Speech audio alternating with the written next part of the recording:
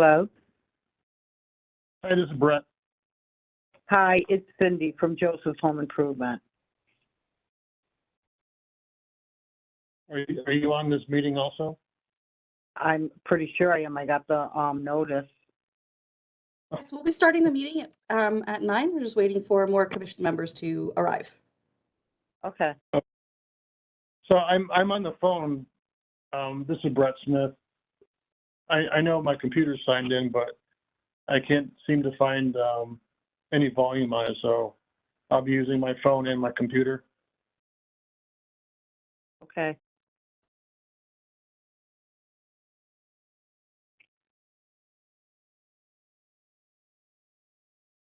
So do you have my information there from Joseph's Home Improvement in regards to Ripley? We do, yes. No, So we do have the I'm- information I'm- for project. the projects that are going to be presented today. We're just waiting for more members to show up to begin the meeting. Okay, I just want to make sure I'm on it. I don't want to like sit here if I'm not on it. It's for 3007 Ripley. I mean, I got the notice, so I'm assuming I would be correct. Yeah, so yours is the third case that we'll be looking at today. Okay, all right, thank you. So just sit here, right?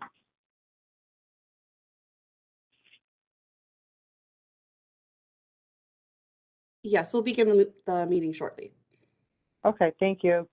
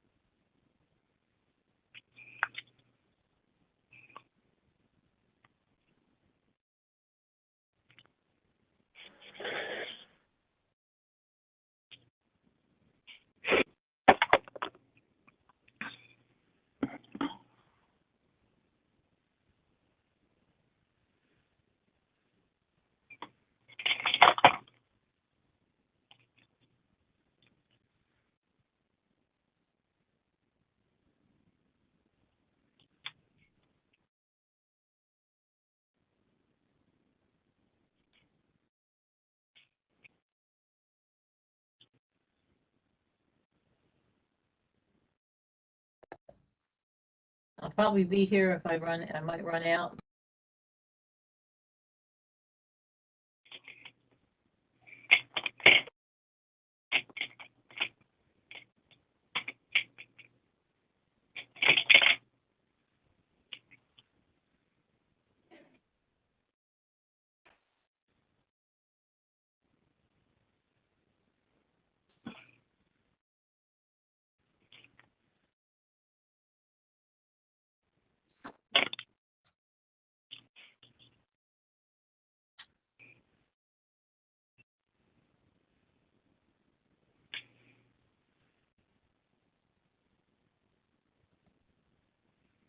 Carl, this is Bob.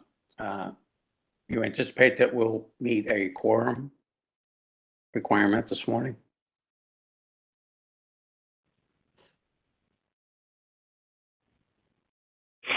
believe we will. I think we need 5, and I think we have 2, 3, 5. We do have 5, I think. Okay, so we do have quorum. Where's 4? Hang on a second. We got Bob, Michelle, Alan. I see 4. I think director is supposed to be hopping on in a minute. All right. So we'll delay. Yep. We'll The wait a start. second until we get our 5th member. Mhm. And Carl, as I indicated to you, I'm going to have to leave a little early. We go past, much past, so. Right. So because we have the 2 concept plans that we don't take action on, we won't need quorum for anything on that anyway. So once we get through the 3 cases, then I think you'd be free to go. And I think once we start the meeting with a quorum, we're fine. Is that correct? Yes, Right. correct. Right.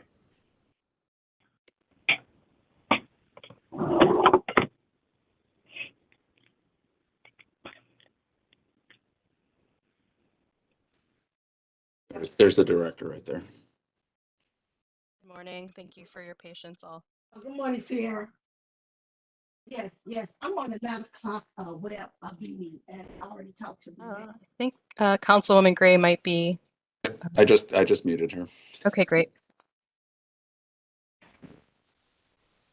All right, Mr. Strickland, we have a quorum. It is 9:02, so I will kick this off to you. All right. Thank you, Carl.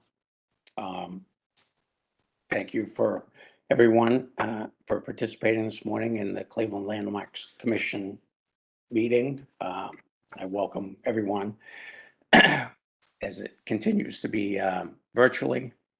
Hopefully in 2023, we'll have an opportunity to again participate in person as well as remotely. So I'll start with the preamble. In compliance with notification requirements of Ohio's open meeting law and section 101.021 of the codified ordinances of Cleveland, Ohio, 1976, notice of this meeting has been publicly posted. All boards and commissions under the purview of the City Planning Department conducts its meetings according to Robert's Rules of Order. Actions during the meeting will be taken by voice vote. Abstentions from any vote due to a conflict of interest should be stated for the record prior to the taking of any vote. In order to ensure that everyone participating in the meeting has an opportunity to be heard, we ask that you use the raised hand feature before asking a question or making a comment. The raised hand feature can be found in the participants panel on the desktop and mobile version and activated by clicking the hand icon. Please wait for the chair or facilitator to recognize you and be sure to select the unmute and announce yourself before you speak. When finished speaking, please lower your hand by clicking the raised hand icon again and mute your microphone. We will also be utilizing the chat feature to communicate with participants. The chat feature can be activated by clicking the chat button located on the bottom of the WebEx screen. Call-in users can unmute by using *6. All meeting activity is being recorded via the WebEx platform. These proceedings are also being live streamed via YouTube. All requests to speak on a particular matter via our website and email have been considered. We have also received emails from those who have provided written comment on a particular matter. With that, I will call the December 22nd Landmarks Commission meeting to order. Carl, please call the roll. Mr. Chair. Ms. Anderson? Mr. Benezzi?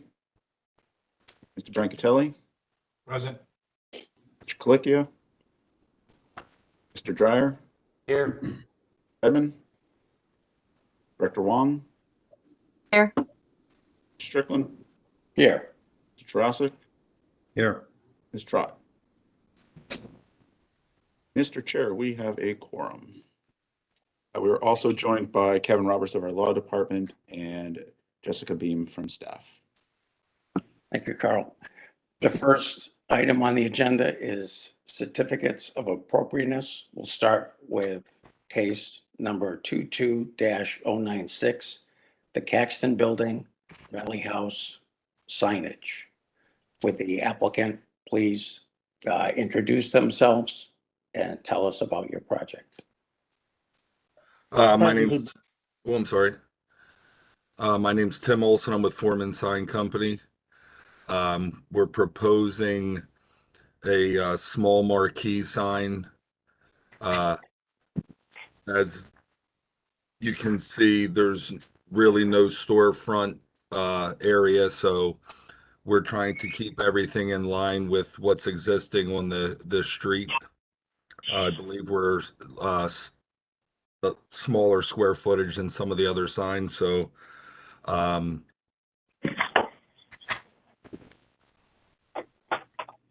sign will be internally illuminated with low voltage LED, will not blink.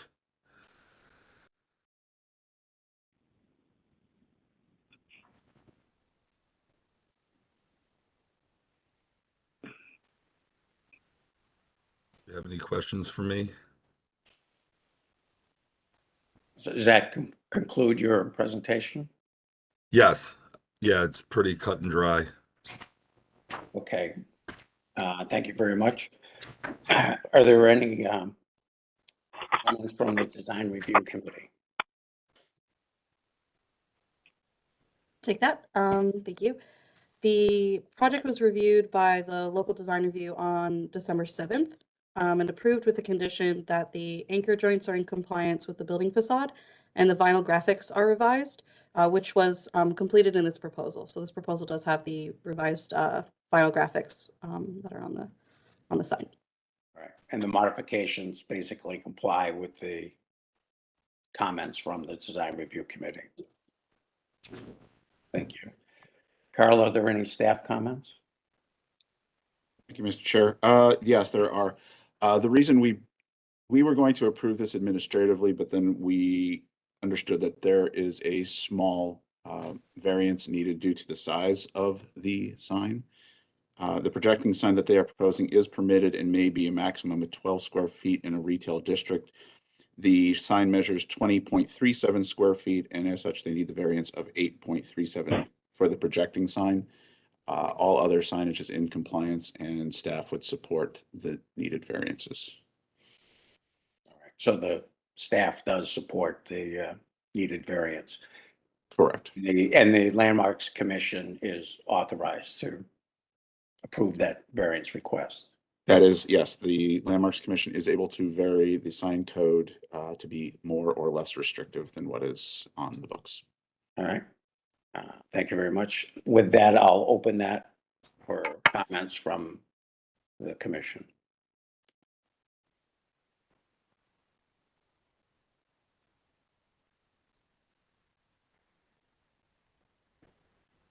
Mr. Brancatelli?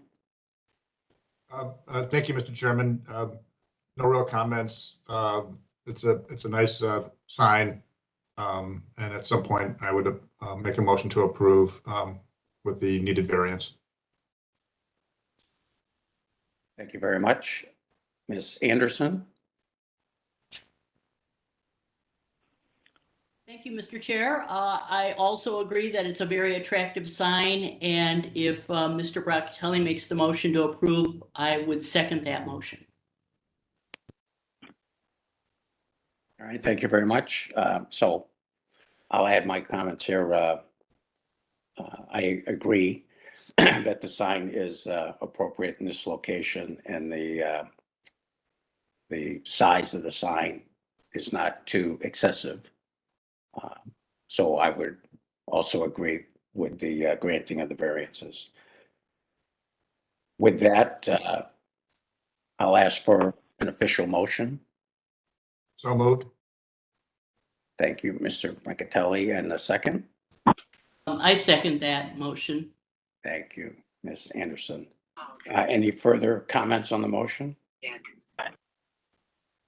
This is Director Huang. Do we need to specify that we are supporting the variance in the motion? Yes, yes, we do. I'm sorry. My motion would be to approve with the variance support. And I also second that motion with the variance. All right, very good. Thank you very much for that clarification. With no further comments on the motion, Carl, please call the roll and announce the results. Ms. Anderson, Yes. Mr. Brancatelli, Yes. Mr. Dreyer, Yes. Director Wong, Yes. Mr. Tarasik, Yes. Mr. Strickland. Yes. Mr. Chair, the motion passes unanimously. All right. Thank you very much, and we look forward to seeing the sign on Huron Road. Thank you very much. Have a nice holiday. Thank you. We'll move to the second item under certificates of appropriateness, case number 22-097, Lorraine Avenue Commercial District, Goldie's Donuts signage. Would the applicant please introduce themselves and tell us about your project? Hi, my name is Mike Bizjack. I'm with Sesco Imaging. The project is the new building at the corner of Randall and Lorraine. It's apartments for the most part, called 41 West, and then there's a retail outlet of Goldie's Donuts or Goldie's Bakery on the corner of the building at Randall and Lorraine. If you could move to the next page. This shows the existing conditions. Oh, by the way, I'm sorry, Chad Curtis, the owner of my place, is also, or the principal from my place, is also on the call here. This is the existing conditions looking at the front of the building. If you could flip through a couple extra photos here. It's kind of a straight on of Goldie's. The next one is looking at it from the west. The first signs, I think, would be on the next page. Yeah, there we go. Okay, the first two signs, they're kind of matching signs on the front edge of the canopy. There will be one canopy in between these two signs. These are individual channel letters. The returns light, the faces are opaque. And if you go to the next page, oh, I'm sorry. Actually, go one more, please. One more, please. One more, please. One more, please. Sorry. Okay, you'll see the signs in place on the front edge of the canopy. These signs will identify the Goldie's owner wanted to use a very simple phrase, in knowing that Goldie's is not necessarily known on the west side. They wanted to go with donuts, and then 41 West would identify the property entrance for the apartments. They're shallow 2-inch channel letters that will sit right on the front edge of the canopies above those storefront doors. If you could flip back to the second sign, which is the blade sign.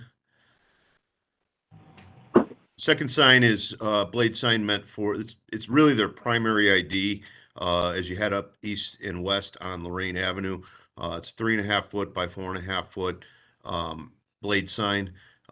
Primarily, the base cabinet is a routed metal face with the gold outline and the bakery little icons at the top, cut out and illuminated. The Goldie's letters are shallow reverse channel halo lit letters that will reflect off of the white background, and we'll have that kind of goldish yellow illumination. If you want to go to the one of the elevations, any of them, the photos, you see where the sign would be placed. There was some concern from Ohio City regarding the placement of the sign. We initially had that sign up above the stone band, and the primary reason for that was due to the camera that's on the corner. And I know that this was a concern of the ownership after we reviewed this a little further. So that was the primary concern. We did move that down. We would like to shift it up a few inches if possible from where it's currently shown.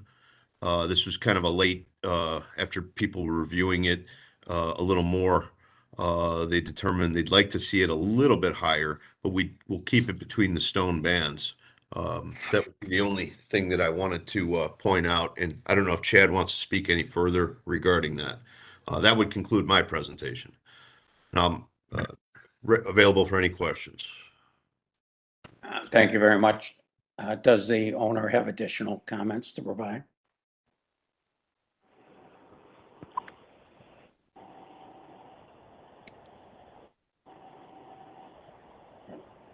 Seeing him not unmuting, I assume that that concludes the presentation.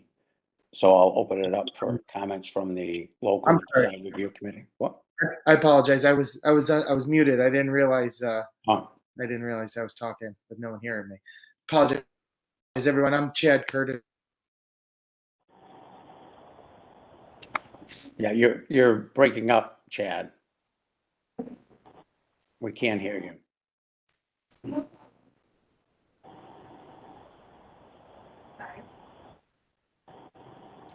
All right, so let's move on to comments from the local design review committee, and we'll allow the owner to speak if he's enabled.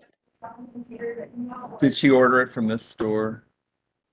Did she know? I will do the local design review. What day did she order it? Carl, can you mute the other participants that are not part of this presentation? Okay, the project was reviewed by the Ohio City Design Review Committee on the 1st of December. They approved it with the projecting sign, as mentioned, moving to the sign band. It was previously located above the sign band. But that was their main concern with the presentation. All right, and did the local design review, I understand that there might be a slight variance required for this sign. Did they have comments on the variance? The committee was not aware of the variance at the time. The 15.79 square feet projecting sign should not be located above the first floor, though they may struggle due to the architecture and the security camera on the corner. The Donuts canopy sign is approximately 5.64 square feet. Donuts is an unusual information sign and exceeds the 4 square feet permitted. And there's a variance needed for that. So there are 2 variances needed. It is 15.79 square feet Goldie's projecting sign located above the first floor, and the information canopy sign needs a 1.64 square foot variance. Staff recommends approval of both. Thank you. All right. Thank you, Carl. So just for clarification, based on this presentation, the owner has adjusted the location of the sign, so it's within the sign band. So that addresses the first concern of the design review committee, that it was above the stone band. All right, so with that, I will open it up for comments from my fellow commissioners.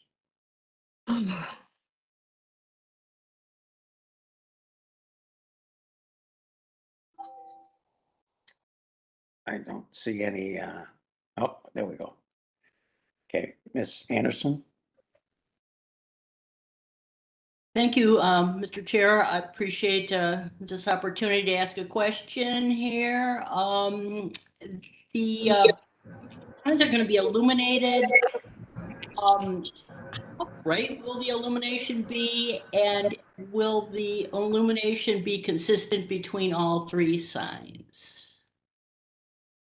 The brightness, as you can see on the blade sign, if you go back to the detail of the blade sign, there's only a small amount that is face lit, which would be the three or the three bakery icons, the small bakery letters, and that geez, I can't remember if that's a 1 inch outline or and then the Goldies is really an indirect illumination because the lettering is not face lit, it is lighting out the back and reflecting off. So it's almost like these will be no brighter than anything on the that's ambient light on the street. The letters for Goldies and 41 West would light white out the sides. And again, we're talking about 2 inches of return being lit up. There's nothing to reflect off of, so we couldn't go with halo letters, and we didn't want to encumber those letters with a backdrop panel of some kind. Was part of an initial round of designs that we looked at. It just seemed to be a little too much on the front of those canopies, so we wanted to just keep it as basic and simple as possible. The illumination will not be overly bright or anything that is not seen anywhere else on Lorraine Avenue where there's residential up and down the street. Okay, thank you. Mr. Can I make a comment about the variance for the blade sign size? Yeah, that's fine. Go ahead. Okay, yeah, we actually originally designed this when the code had in early November, the code changed on measurement standards. The sign, if you measured it according to the old way, actually meets the 12 square foot parameter. It's just with the new version of measurement standards, it requires a slight variance. I was unaware of the information that this was being called an information sign on the front edge of the canopy. So I was unaware of that variance, but we did our intent was to keep it within the code allowances for the blade sign. And it did meet it about a month and a half ago, just not now. And that was it. I just wanted to point that out. Yeah, well, that's fine, but obviously we have to comply with the current code as it exists and has been revised most recently. Mr. Brancatelli? Thank you, Mr. Chairman. A couple quick questions on the location of that blade sign. It's really congested on that corner with the one-way sign, the crossing guards, the crossing light, the crossing sign, and then the camera, security cameras above. So is that gonna, I can't quite tell, is that gonna be set in a little bit from the corner or right on the corner? We're aligning it with the top canopy support. So it's a couple feet off of the corner. We're basically in line with the utility pole so that the utility pole does not interfere with the visibility as best as possible. I mean, we can't get it dead on, but it's we'd have to be where the security camera is to do that. Sorry. We could not put it right in line with the utility pole, like I said, because it would have to be right on the corner, and we weren't looking for a 45-degree sign. Doesn't make sense at this location. If we moved, we initially looked at moving it onto the column over to the right hand side of the donuts canopy. There's light fixtures though that light the building vertically up and down. And that would cause a bit of an issue there. So the consensus was that we move the sign over to the corner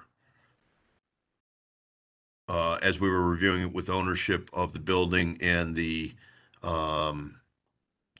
the proprietor of the business.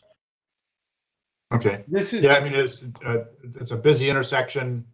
I know it well. I'm just trying to make sure that there's enough visibility coming in both directions that you can see the signage. I do like just kind of a trade mark of just saying donuts on the front. So as people are coming down the street, they know, pretty quickly. We have a lot of tourism in this area, so I do like the letter signage on that as well. So just wanted to follow up and double check. So thank you. That donuts, you're actually facing it because of the angle. 41st Street comes from I-90 basically. Yeah. You're actually looking right at the donut sign because of that angle, and it is a one-way street, so it's a lot of traffic. That was the main reason they wanted that highlight of their primary product that they're that they're kind of known for here on the east side. You could just put apple raspberry up there and everybody would know. And I think that this view depicting the blade sign is a better representation of how it will present on the street. And so it appears to be a little less congested from this view, in my opinion. Yeah, those banners won't be there forever either, I don't think. After this weekend, they won't be there at all. With 50-mile-an-hour winds that are coming. Oh, right. This is Chad. I wanted to jump in. Sorry, I was having some computer problems right when I was about to talk. Two things. Number one, those signs are gone. Those were just temporary. Actually, during construction, those tenants live in those units, so they're gone. More importantly, though, I was not actually aware that the request for the sign to be lowered and in front of the cameras was made by OCI, and that's something that security camera is not just functional for my building, it's functional for the neighborhood. It's a 4-way camera. There's actually 4 cameras inside the dome. And I want to make sure that the visibility for the camera is functional. So I actually maybe would say if we need to move the camera down and put the sign on top of it, kind of putting it towards the corner or something, we need to have some flexibility so that we can make sure the camera still serves its functional purpose, because there's been vehicular accidents where people have been hit by cars on their bikes already. There's been crime over there.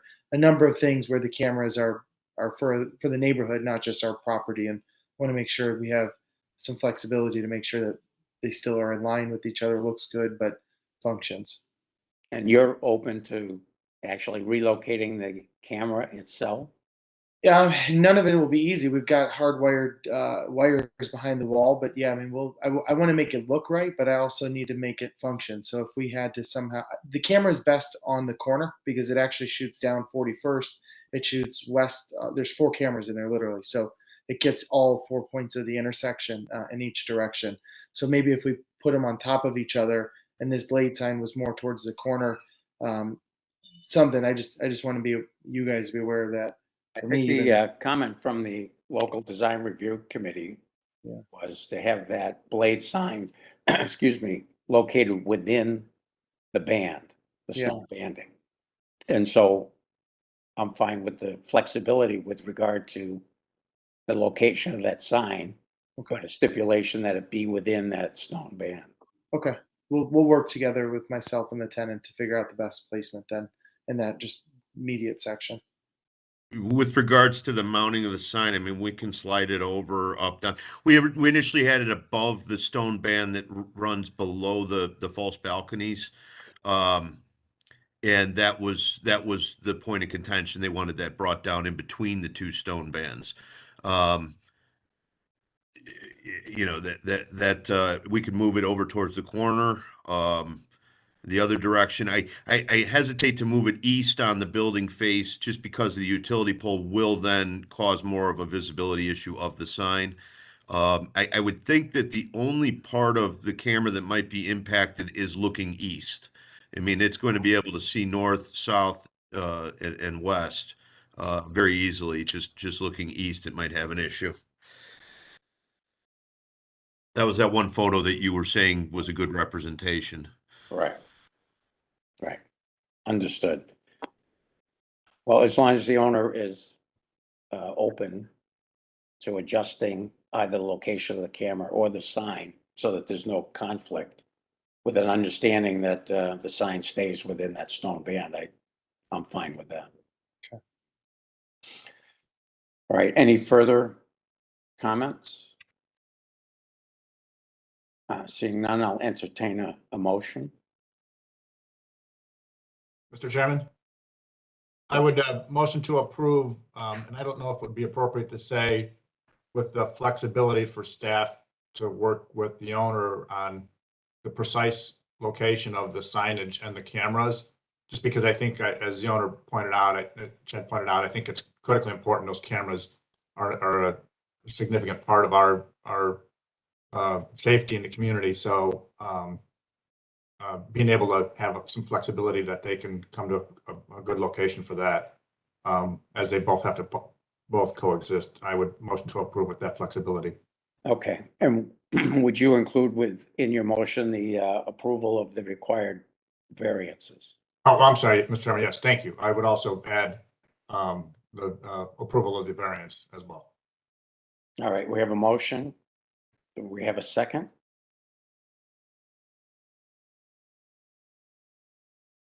This is Michelle. I'll second the motion. Yeah, I'm not seeing raised hands apparently, so thank you very much, Michelle.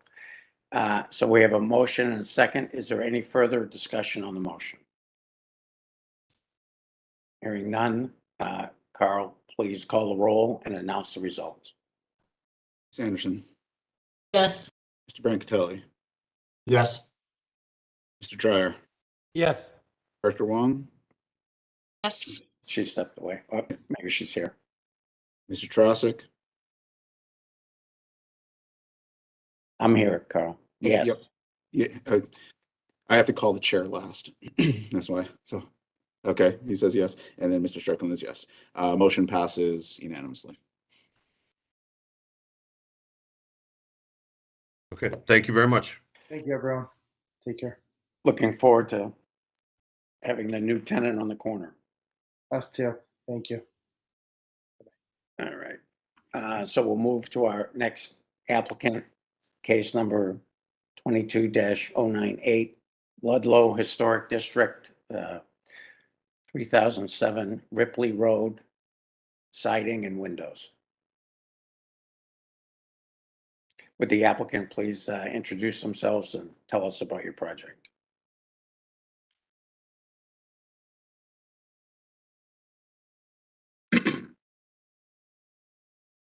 I don't know if you need. I believe she's, oh, there she goes. Hello? Okay, we can hear you now. Can you hear me? Yeah, we can now. Okay, this is Cindy Amato with Joseph Home Improvement. Okay. Tell us about Okay. your project. Well, the last time I was at the meeting, they had required for me to change out the corner post to the same color as the siding, and they wanted white gutters with charcoal gray, same color as the siding. They wanted that, but I am not doing the gutters anymore. They're having somebody else do the gutters now. They're having somebody else do the garage door, and they're going to have somebody else do the glass block windows. So I am totally out of that loop. So, and they had said something about changing the shutters to wider shutters, which I'm not quite sure why, because we took the same measurements off of the shutters that were on the house originally, and we just bought new ones. So I'm not quite sure about that. And then they said something about the windows and the two windows up on the front to change those back to sliders instead of double hungs. But I'm not quite sure why, because the windows that are in the complete house are all double hungs, and those two windows up in the front are both in the same rooms. Those are two bedrooms up there, I'm assuming, and they're all in the same room. So the people would have two different windows in a room, and it just kind of makes it more uniform than it is. And the houses that were done in the area that are went from vinyl or wood to that, those are also all double hung. So I'm just looking for the approval for a permit for that. Okay, so when you referenced this meeting that you attended, was that with the local design review committee? It was with, I don't know. It was, you're the city of Cleveland, correct? Yeah, the Landmarks Commission. So Carl, is she addressing a meeting that staff had with the applicant? It was Yes, with, this was with the Shaker Square Ludlow Historic District right. Local Design Review Committee, in which they recommend the approval of the issuance of certificate of appropriateness with the following conditions: the two front windows be changed to sliders, trimmed to match the front facade siding, gutters to match the siding color. And that's the meeting that she is referencing. We're also going to note that the driveway was paved by a different contractor, and that did not get approval as well. And then I will turn it over to Jessica for the staff report. Okay. Okay, so, all right, so that's the comments from the design review committee, and so Jessica, please update us on the staff report. Okay, thank you. Yeah, the work for the home, the siding and the windows was done. It's already completed. That was done without a permit.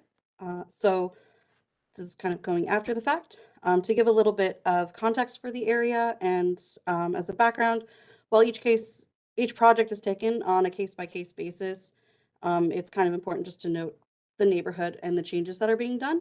The particular home on 3007 Ripley was built in 1963 in a distinct style found throughout the neighborhood in Ludlow area. And that particular house is one of the earlier versions of the style. There were a lot more built throughout the 60s and early 70s as well. The original siding may have been aluminum with metal horizontal slider windows that are very distinctive for that style of home. Changes have also been made with the vinyl siding being installed, vinyl windows, the awnings were removed, and as Carl mentioned, the driveway was redone and the shutters are new as well. And the pictured here are homes of a similar style over on South Woodlands, so same neighborhood, built around 1970. And then the next slide has those same houses with a Google image picture taken in July of 2022. And at least one of the homes pictured here has had work done in the past 4 years without a permit as well, changing the windows to double hung from the original horizontal sliders. Now, not every home in the historic district was contributing when it was designated. Obviously, homes built in the 60s and 70s were not necessarily included with, the designation done in the 80s, but they're still part of the neighborhood and they're still important for that context of the neighborhood. And they are part of the Shaker Village National Historic District and the Ludlow Local Landmark District. So each home is a product of its time and should be respected for its own architectural value. I agree. Thank you very much. So this home would be contributing to the historic district, given the age of the home. Even, anything over 50 years old is contributing. I think So we, do I we think have we should, any? Mr. Chair, we should also note that upon further investigation, this house that we are looking at now has now been placed back on the market. And that there are a number of significant interior repairs that are not in this purview that are also being done without permits. We figure that should be a part of that report as well. Thank you. All right. And there were Google images, I guess, from a few years prior. Can we confirm what the material of the siding was originally on this home? It was aluminum. Was aluminum? There was aluminum, and then there was some vinyl where they had, I guess, repairs, but I think it was repairs before these people had purchased it. And is that a 8-inch lap aluminum? Yes, and then on the left-hand side, there was some vinyl on the back part. There's like an addition on the back, and they had replaced it. I guess something maybe have happened. I don't know. This was before I had anything to do with it. That they had replaced it with like vinyl soffit, but they reused it as vinyl going across the whole side of the house. But they used it as just like a repair going across there was like a band board, and they had replaced it with the vinyl instead of the aluminum. All right. And just for clarification, the awnings that are shown here, are those original, or is it suspected that those were added? Oh, those had to be added at some time. They weren't original. Carl, does staff have any comments with regard to removal of the awnings? If anything that is 50 years, additions, alterations becomes significant in its own. Those awnings were there when it was surveyed and could date to the period. Those are period style awnings, and awnings of that nature do go on older buildings as well. So they may have been original or added close to the original time, but we can't say for sure. Can I just make one comment? I don't know if they are or not, but I would assume that they wouldn't have been because there was aluminum put on the house. So if there was aluminum, those awnings were put on after the house was built. I mean, aluminum couldn't have been, I don't think the aluminum was up there for 50 years. There's plenty of examples of aluminum being longer than 50 years. So I think the aluminum may have been original. So yeah. I was in I don't know. All right. This is always a frustrating situation with work being completed without permit, but with that editorial comment, I'll open it up to my fellow commissioners for comments.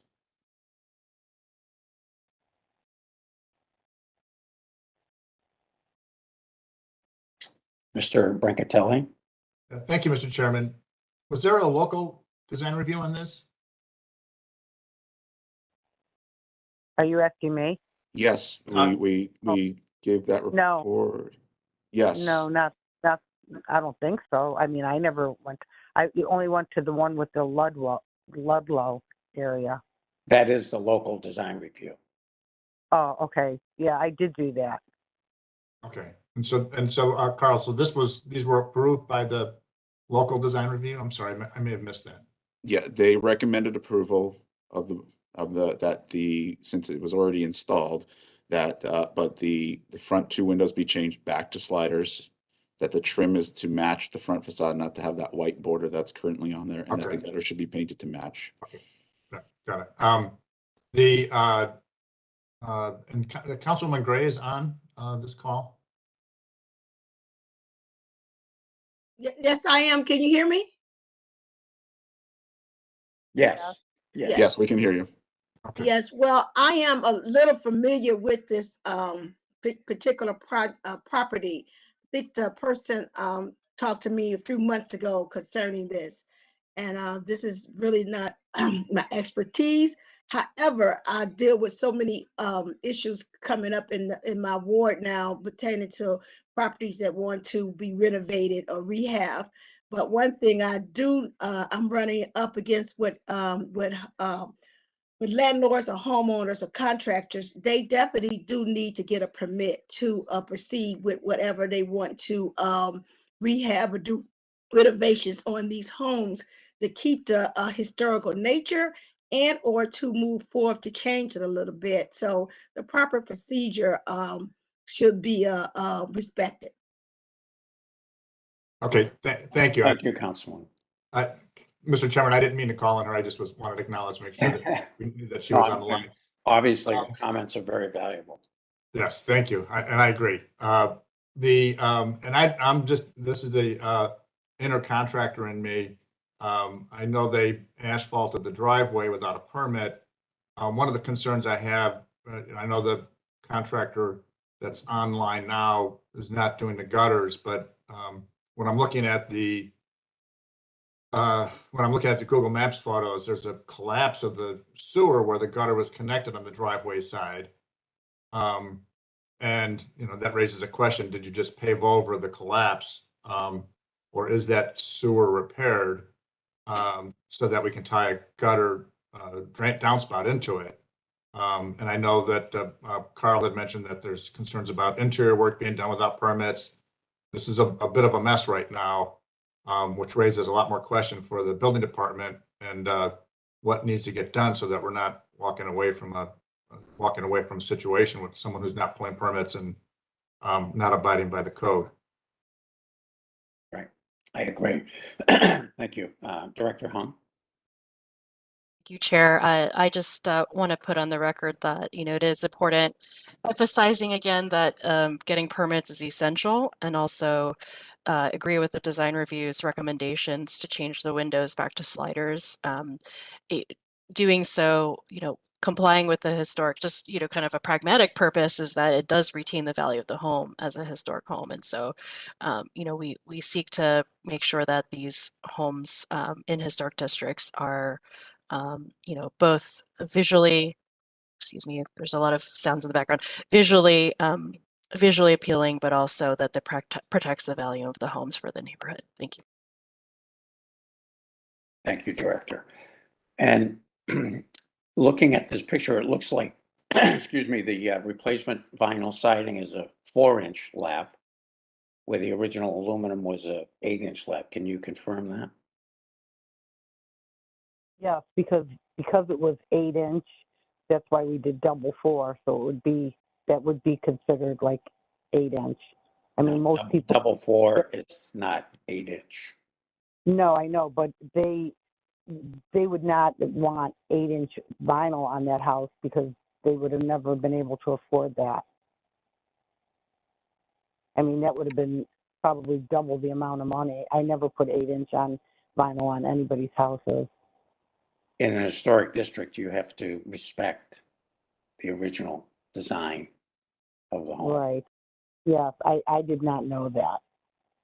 Actually, this is really the first time that I have been up against this in the historic district, other than, I went up against it in the city of Cleveland like 2 years ago, but it was just taking the old vinyl off and putting new vinyl on.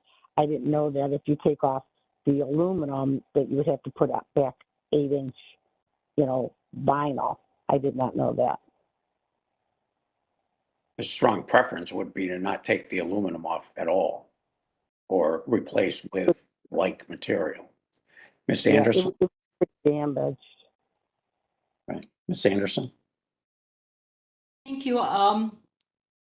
Were there any photos taken of the property after the aluminum was removed? Or is there Yeah, any? I think I sent them in. You know what? I'm on my phone and I'm not at my office, so I don't have my stuff with me because I'm not feeling good. So I'm leaving today. But yeah, that I think I had. I think we're looking at them now, and I'm not sure if that siding is wood and what the width of that siding is. And of course, this is a side view. It's not the front. And from some of the historic photos of the streetscape, it looks like the front materials may have been something different. So I think this does not look like aluminum, but is this aluminum or is this the wood underneath the aluminum, or do we know? I don't know. All I know is that there was aluminum on the house. We took off aluminum and vinyl. And what was underneath? I'm assuming wood. Okay, the back part was an addition, so that would have just been plywood. Okay, all right. That wouldn't have been any wood glass. That would have just been plywood. Let me just ask if Carl or Jessica know from their research whether the aluminum was original or whether it was covered an original wood clapboard siding. At this time, we don't have the permits when it could have been originally wood and then with aluminum in the 60s or 70s. But unfortunately, permits from this period are a bit spotty. So don't have a full answer on that. Okay. So I would like your input, staff input from the Landmark staff with regard to adherence to the Secretary of Interior standards. What would be the recommendation with regard to the windows and the siding material? We would want original configuration of the windows to be returned on the front. Generally, we are on the sides and the rear, we have traditionally allowed for vinyl products to replace in-kind, same configuration. That would be consistent with our normal. If it is actually wood underneath, removing the vinyl would, especially on the front, but we would want it to go back to the original exposure, the 8-inch, because that would be, or if the wood underneath it should match if there's original wood underneath, go back to what's original. Because if they changed to aluminum later with a wider exposure, then that was appropriate for the time, but may not be appropriate now. And until we figure out what year that was actually installed, then it may not have that 50 years. It looks, whether that be wood or aluminum, it looks like an 8-inch lap, not a 4-inch lap. Okay. So it would go back to whatever's underneath. If there's still wood underneath, it can be explored to see what the original is, and it should go back to what was original. All right. I just have one question. Okay, so you're saying like to remove all the vinyl, In the front. and then what do you do on the sides? Carol, you want So to you- weigh in on that? Whether the 4-inch lap would be acceptable on the sides?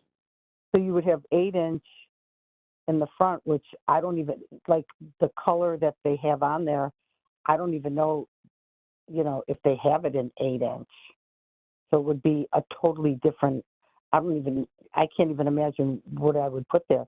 So you would have 8-inch on the front and then 4-inch on the sides. And then what would you do?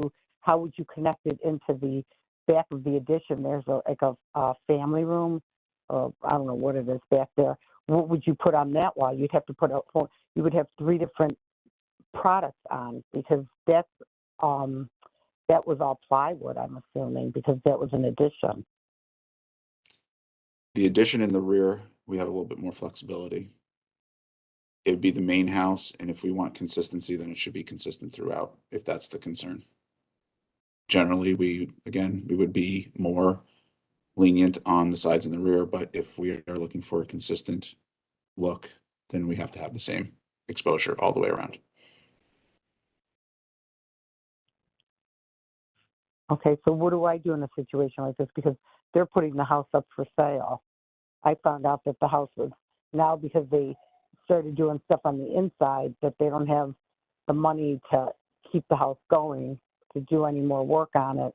So, I mean, they don't want to spend any more money on the house. So I don't know. I mean, where does this leave me? Well, I think after we take our vote in the building department, if we reject this application, the building department will issue a violation. And then it would be up to the owners to either correct that violation, but if they try to sell the house, the realtor, and Michelle, you can help me with this, the realtor would have to expose that there's an existing building and housing violation that exists during the sales process. Let me jump in here. There is a state required disclosure form that every homeowner must fill out and provide to a potential buyer. In that state required disclosure. They have to disclose, first of all, that this property is in a historic district, and they also have to disclose if there are any code violations. And the code violations would be also need to be provided to the buyer. Outstanding I shouldn't say code violations, outstanding citations, outstanding code citations. Thank you, Ms. Anderson, for that clarification. Hopefully that answers the applicant's question. Well, the thing of it is, another thing too, they have been making payments to me. So they haven't even paid me enough money to like do any more work. That's why I told them I can't do anything as far as the gutters go. They said they were getting somebody else to do the gutters. I had nothing to do with the driveway. Then they wanted glass block windows put in, and then they wanted a garage door also. And because they haven't paid me enough money to even cover any of my expenses, I told them I couldn't move forward with any of it, and they were just going to get somebody else. So I don't know where I stand here. Well, it's a contractor's requirement to follow the appropriate permitting process for the city. Yeah. Mr. Chair, I'm just going to add that I spoke to the Realtor yesterday and let her know about the issues with the property right now. So she is aware and noted that she should be noting that it is listed in the Ludlow Historic District as well. All right.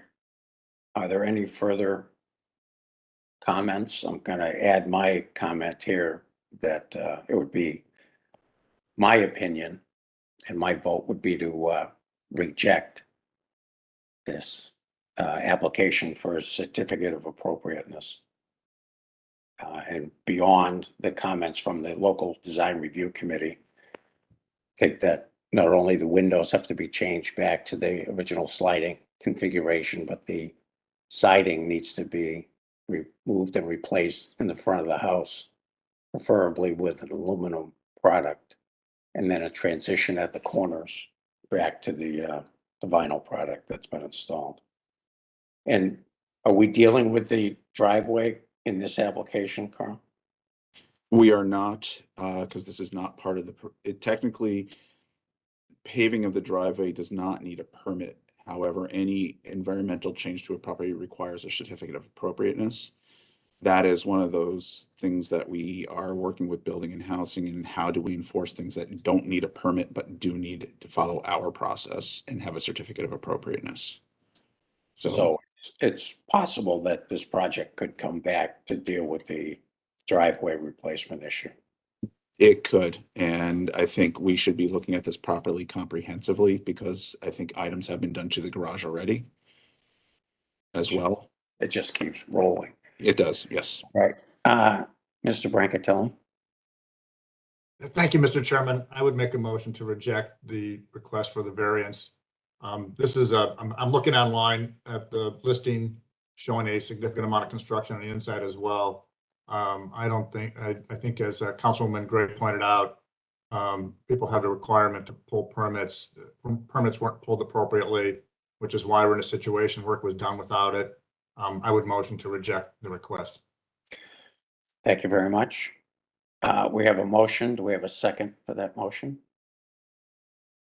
This is Alan. I'll second. Thank you, Alan. We have a motion and a second. Any further discussion on the motion? Mr. Chair, as staff, I'm just going to add this comment. We are going to work in the new year with education of the local residents of the requirements, so we can be more proactive in this. And we're looking forward to working with the councilwoman to help, because we want to be part of the solution and keep the integrity of the historic district going. I know we can. I agree. I think that'll be very helpful. I also think that contractors are required to register with the city of Cleveland. And so as part of that registration process, I think that we need to advise them proactively that when working within a historic district, they also have to be aware of the special requirements. Director Hung? Thank you. This is a comment mostly in line with staff, not necessarily about the certificate of appropriateness, but we do want to support residents through education, and then there are also other resources, home repair and other opportunities here to support residents if they need it. So I just wanted to say that for the record. Thank you. Thank you. Yeah, and if I could. Do you have further comments? Well, I mean, we're seeing now more and more investors buying property and flipping them again. And some of them are doing quite a bit of work. But as we remind folks, when you're putting in new furnaces and plumbing and electrical, permits aren't just something that the city requires because it's part of the code. It's a protection for the investors and the homeowners to know that somebody will come by and inspect the work that's being completed. Without a permit, there's no safety net or anything to cover what needs to be done. And we're seeing more and more investors renovating houses without permits. So I think making that point is critically important for us. I agree, absolutely. Agreed. Thank you. All right, we have a motion and a second with no further comments. Carl, please call the roll and announce the results. I just have one. Can I say one more thing too? Okay, let's take our vote first and then we'll talk. Okay. Ms. Anderson, Yes. Mr. Brancatelli, Yes.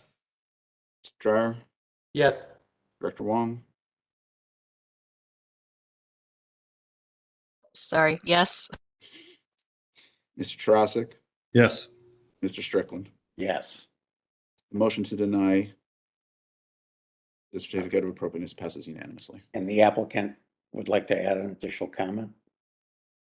Yes, if you're saying to take off the vinyl on the front of the house and to put back the aluminum, the 8-inch aluminum, then the corners of the house would have to be totally different because the aluminum does not lock into a corner like the sides that the vinyl does. So you would have two different corners on the house. You would have two different things on the front, and then nothing matches in the back of the house.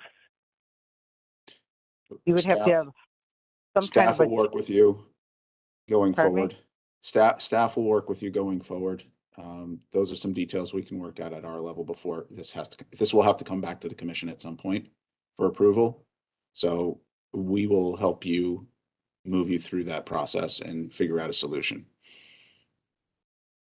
Okay. All right. Thank you very much.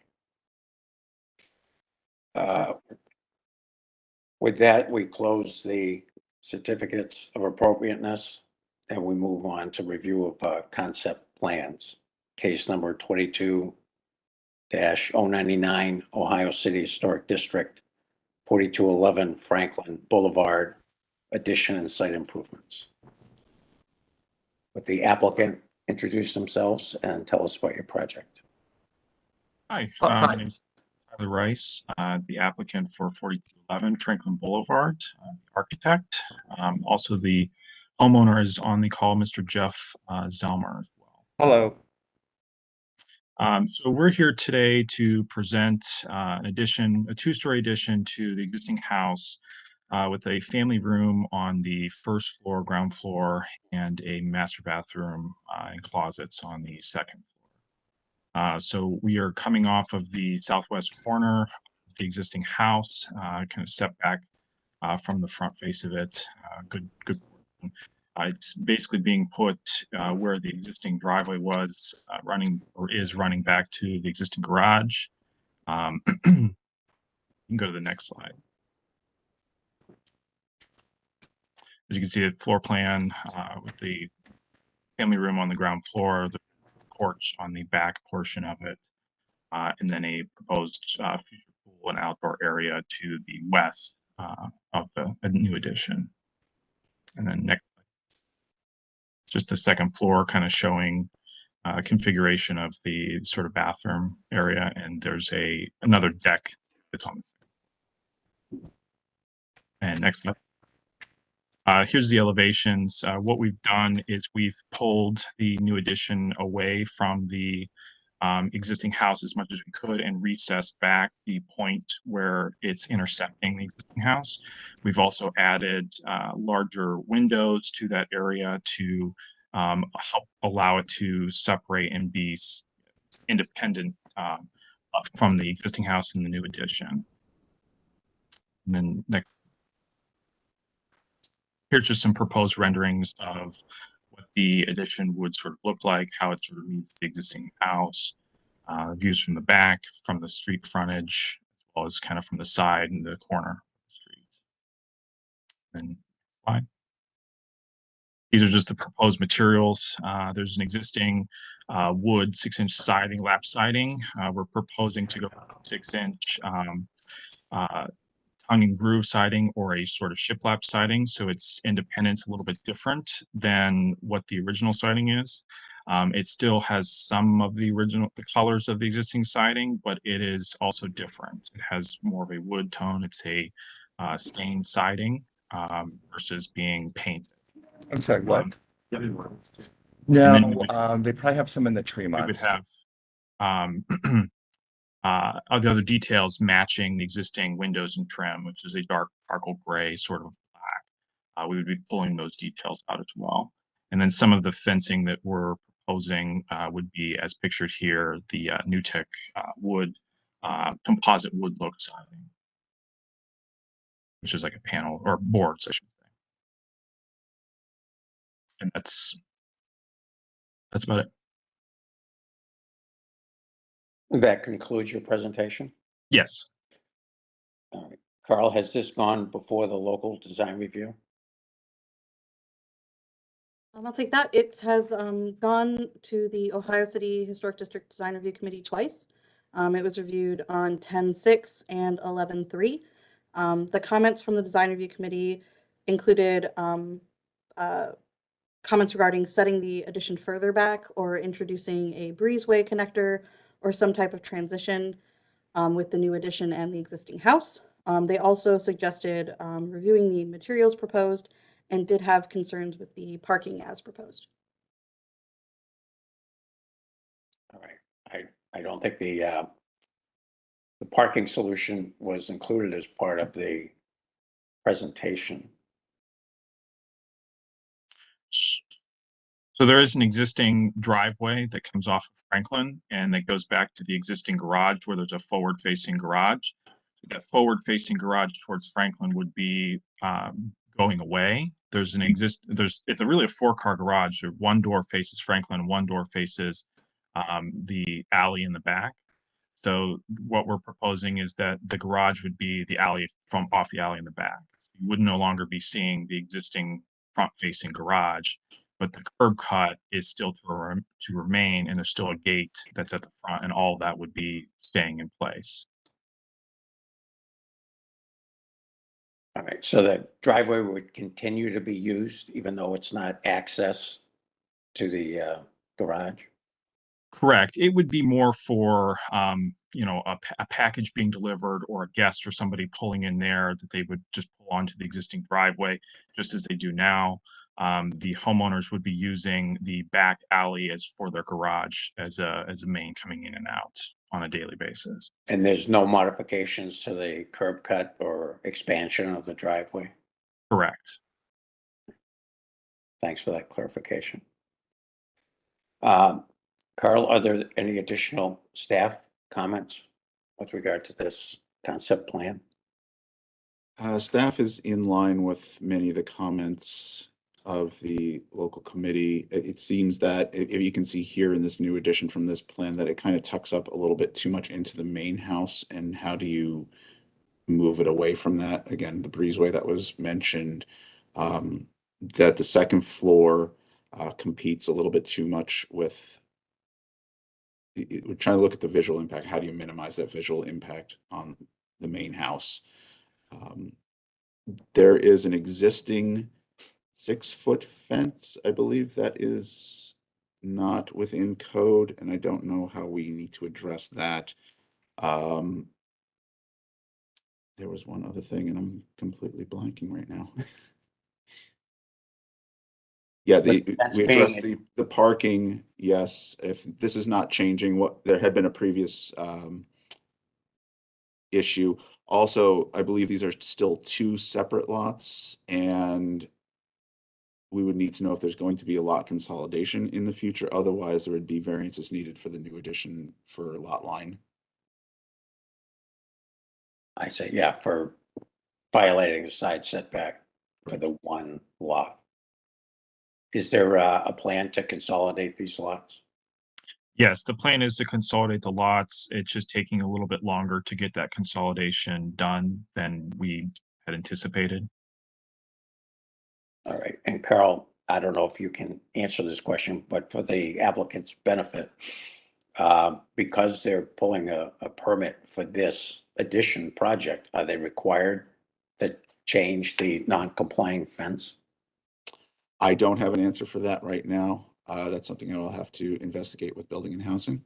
I also should know the history of this property. There was a two-story mixed-use building on here up until the 50s, which I believe was destroyed by the tornado, and it was taken down at that time. So this has been a vacant lot for quite a while from what we've been able to find so far. The lot where the addition is proposed. Correct. That corner lot used to have a building. I think it was store and suites. Gotcha. All right, thank you very much.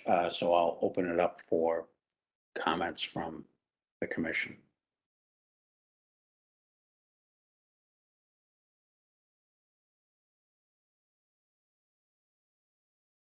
I don't see any hands raised on my end.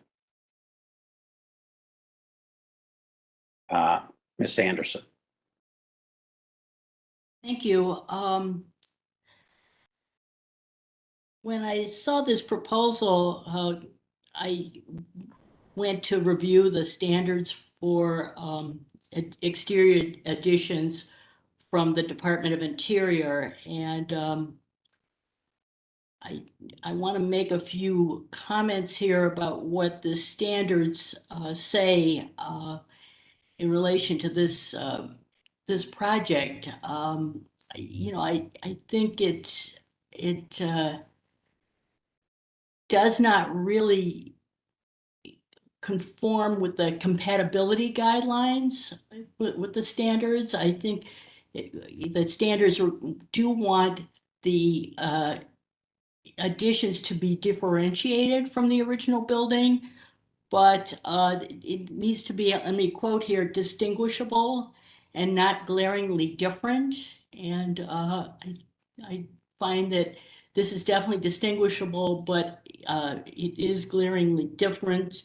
The the siding, just the overall design. The standards say differences must be subtle, and I think it's just not within compliance with that standards. New additions that are identical to historic buildings are, or in extreme contrast to it, fall short of the guidelines, and that basically the projects must be compatible with the historic character of the buildings. And just the fenestration, the rhythm, again, the siding, the overall concept is not consistent. It's glaringly different, and for that reason, I am not supporting it. Thank you, Ms. Anderson. Are there any other comments? All right, seeing none, I will add my comments. I agree wholeheartedly with Commissioner Anderson for the reasons that she stated, citing the Secretary of Interior standards. I think that this proposed addition is so glaringly different and modern, essentially, in appearance, that it's in total conflict with the original character of the house, and I would not be supportive of this design.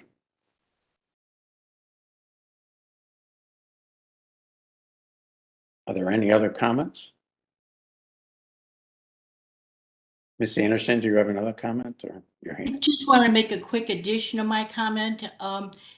Because this is a corner property, since the original multi-use building was long removed, the addition will be seen. It will be visible from both Randall and Franklin. So if this was something in addition that was tucked away behind the property or something, I could probably be more flexible on the extremely modern design, the incompatible design, but because this is a very visible property, I think this guideline has to be taken into consideration. So that's my comment. Thank you. All right, thank you. Is this the owner, Jeff Zolmer? Do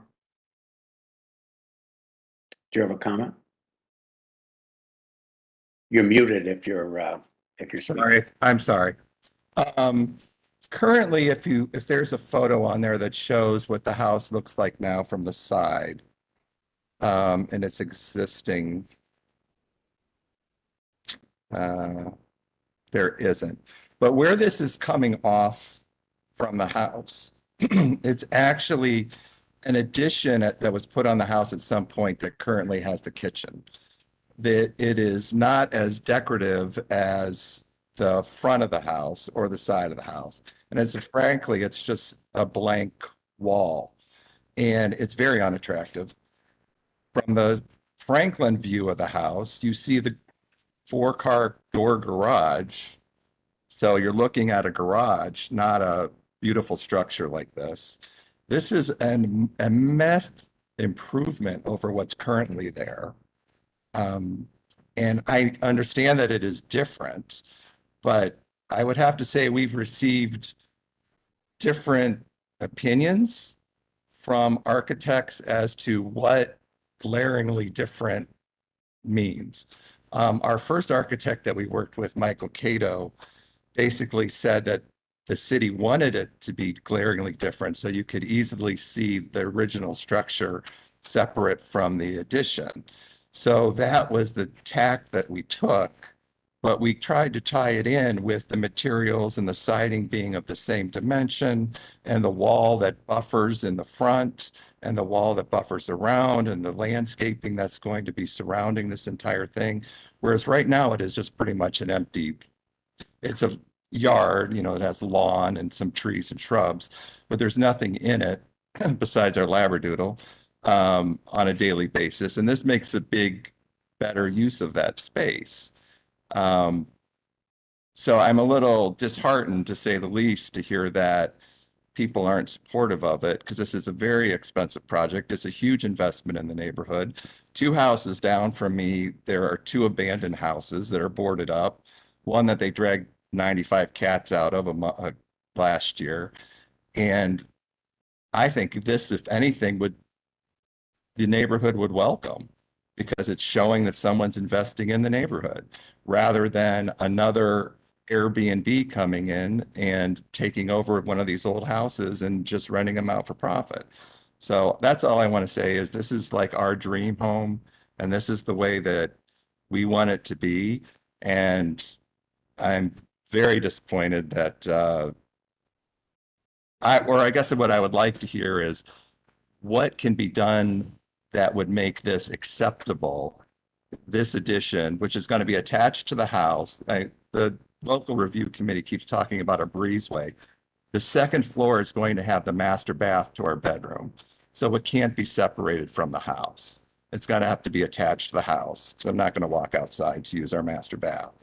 But what can be done to this to make it acceptable to the Landmarks Commission and the local design review for us to go forward with this project? All right. I hazard to say that the advice that you received from that initial architect was not correct, because it's not consistent with the requirements of the Secretary of the Interior standards.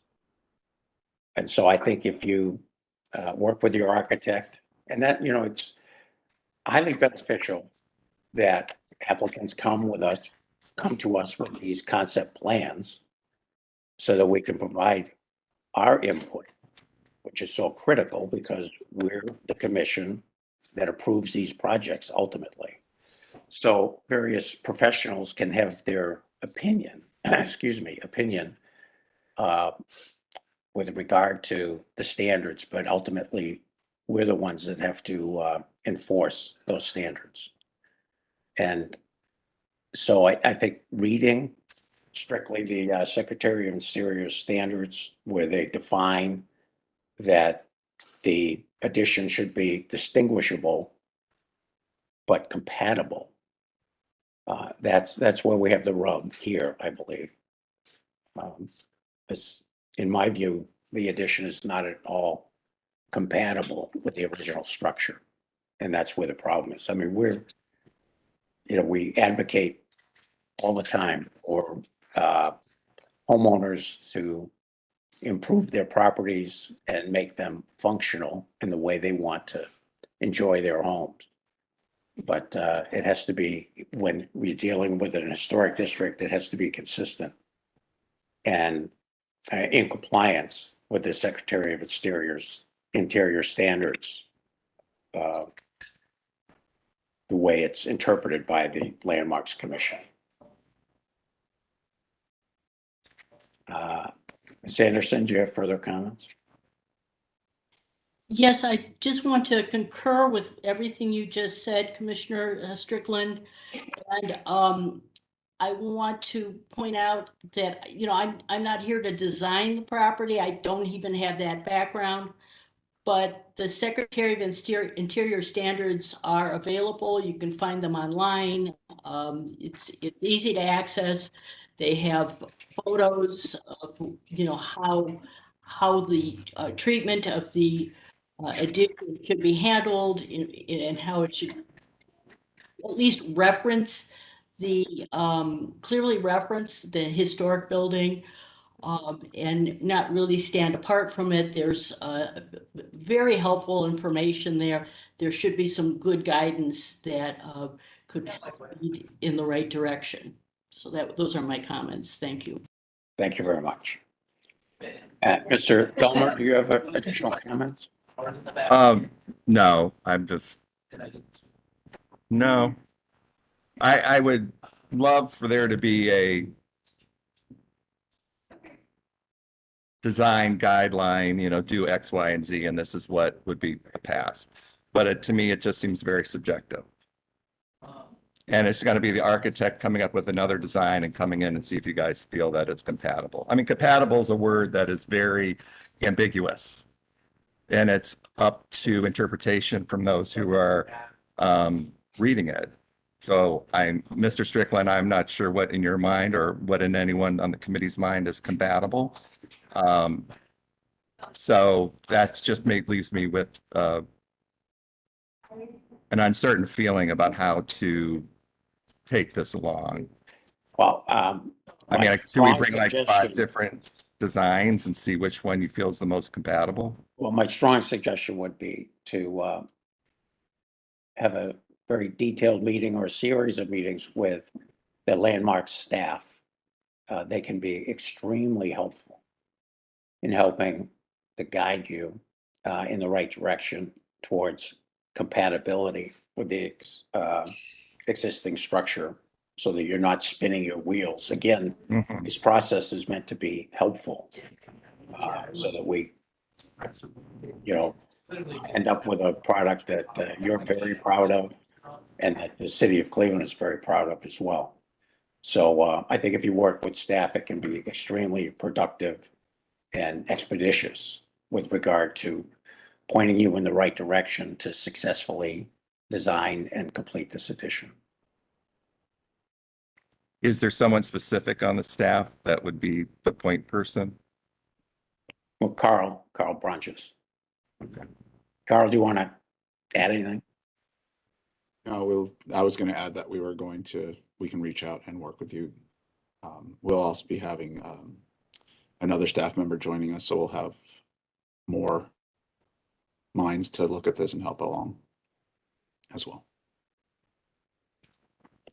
All right. I'm almost reluctant to ask this question, but does the applicant feel like he's received sufficient input? Yes, forward with yeah, as long as there's someone, I just feel like having gone to the local design review, we've been given a lot of suggestions without any firm direction. So if there's someone that we can go to that can give us firm direction, I will eagerly accept that and be appreciative of it. So if someone could reach out to us from there with an email address or something that we can follow up with, that would be very helpful. I'm sure that you can count on Carl and his staff doing that. All right. Well, thank you very much. We are absolutely looking forward to this project moving forward. Thank you. Thank you. With that, we'll move to our next concept plan, case number 22-100, Mall Historic District, Huntington Convention Center, addition and revised streetscape. Would the applicant please introduce themselves and tell us about your project? Yes, hi, my name is Ellis Katz. I'm with Project Management Consultants. We're serving as the owner's rep for the owner of the project. Can I ask you to speak up a little bit? I'm having a hard time hearing you. I'm sorry, can you hear me better now? Can you hear me? Yeah, that's better. Thank you. Okay, my name is Ellis Katz. I'm with Project Management Consultants. We're the owner's rep of the project. We're here with introduce the team. It's Ron King with ASM Global. They're the operator of the facility. We have Stacy Brown with TVS Design. They're the design architect for the facility. And Ann Hartman with Moody Nolan, who is the architect of record for the facility. I'm going to turn over the introduction of the project to Ron, and then the design team will make the presentation. Thank you, Ellis. Good morning and happy holidays to everyone. You've probably heard this before, so I'll keep it very brief. This is the expansion of the convention center into the area that was once known as the Medical Mart and/or Global Center. The Cuyahoga County Convention Facilities Development Corporation, which represents the county and is my client, took on the task of finding the best and highest use of the facility. That they hired consultants. The consultants came back and said that expansion of the convention center would be the best and highest use. That was done about 3 years ago. Working with the team that was just introduced to you, we've come up with, I think, a very, very good plan. The main part of it, I would say, is the expansion of the ballroom, what we're calling the atrium ballroom. It's an existing ballroom of about 10,000 square feet, and that's being expanded to approximately 20,000 square feet. This is critical to get done by American Society of Association Executives, which is coming to Cleveland in August of 2024. That is approximately 3,000 meeting planners that will come to Cleveland, and it's an opportunity for us to demonstrate what Cleveland has to offer. We're not doing this project just for them. Again, the best and highest use study has shown that this will bring in big dividends in tax revenue and visitation to Cleveland. And that concludes my comments, Ellis. Thank you, Ron. I'll let the design team present. One thing I will like to mention is that in order to make this conference, construction needs to be starting in March of 2023. And Stacy? Go ahead, Stacy. Stacy and I are going to tag team a little bit on this presentation. So thank you very much for having us this morning. All right, thank you. All right, these are the items we'll be discussing today. What you will be seeing is in response to the design review committee comments. All right, next slide. All right, this is just a brief project summary. The former Global Center for Health and Innovation was a medical mart. We are expanding the ballroom located on the first floor, as well as repositioning the existing retail mart spaces into meeting rooms and pre-function space. The expansion area is roughly 20,000 square feet, and we are renovating roughly 82,000 square feet. Next page. The project is located in the downtown Flats district. Next page. We are located at the intersection of Ontario and St. Clair. Next page. Here are the existing conditions showing the street view at the intersection as well as an aerial view showing the Brown Stadium as well as the municipal building in the distance. Next page. All right, this is an overall site context plan. Here you can see the project boundary as well as the existing step green spaces below along West Mall Drive and the Hilton Hotel, which is adjacent to our site. Next slide. All right, these are existing conditions showing site context and other places around our project. And then next slide. Here we have additional site context images that are slightly zoomed out. And then next slide. All right, so I'm up. This is a presentation of just showing you the existing site plan as it exists today and the comparison to what we are proposing for the new site plan. The existing site will be pretty much demoed in its entirety. There's a few things we're going to salvage. We're going to reuse some of the existing lighting poles that are out there, the existing park benches that are there. We are going to try to maintain the existing knee walls that are out there, and that is primarily on the south corner of the site. So the south corner, just to orient everybody, because I'll probably repeat south and north a few times during the presentation, is left-hand side, the smaller X. And then the north corner is the green space towards the larger rectangular part of the site. And we're looking at the existing conditions.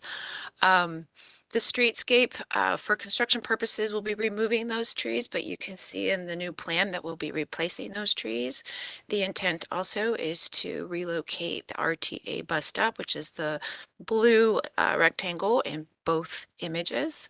The hope is to work with RTA to relocate that towards that corner of the building where the solid part of the new building is going to occur.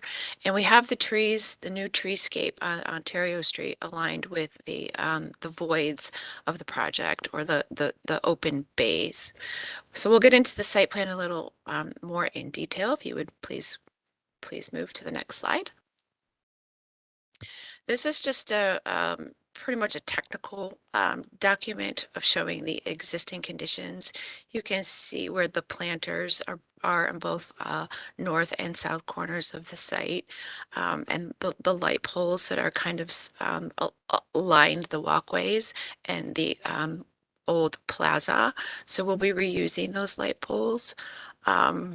And we can move on. We could also see the location of the existing benches. Again, those will be relocated. So the streetscape, as I mentioned, we will be replanting new honey locust trees into those locations shown on the site. They, as mentioned, align with the open bays, the bays of the design of the new structure. And we can go to the next slide, and we're going to zoom into the left corner, which is south corner, Ontario, and St. Clair corner of the site. And through the suggestion of the Downtown Flats Design Review, they asked us to open up that plaza a little bit, make it a more outward focused, inviting walkway up to the site. I want to note that there's about a 2-foot change in grade from street up to the entrance of the building. So there is slight ramped area that kind of connects the Ontario up to the entrance and St. Clair up to the entrance. And at the corner, we're proposing steps up to that level. And you can kind of see the site amenities that we're proposing here. We're going to reuse the existing benches. That image is shown at the left. And there's 4 benches. We're proposing 2 in this location, and we're going to use the other 2 in the north part of the landscape area. We have a couple species of trees in this part of the site. We have some narrow oaks that are in that Ontario side in the triangular piece of the green landscape. We're doing that intentionally because of their columnar shape, and we're trying to preserve, and we want to have a really good view from the interior of the ballroom towards Terminal Tower. You'll have a better image of that coming up in the presentation, but that's the reason for that change of tree just in that location. The other trees that we're going to be using are river birch trees. And then we're just kind of softening up the building edge with low-scape mound chokeberries and some hydrangeas and some Japanese hollies. So there's a nice combination of planting there. The hardscape and the path that connects the corner into the upper entry plaza, we're proposing wood benches. Again, the existing benches there are wood, so it's a little reflection of that, but it's also there to soften up that hardscape a little bit.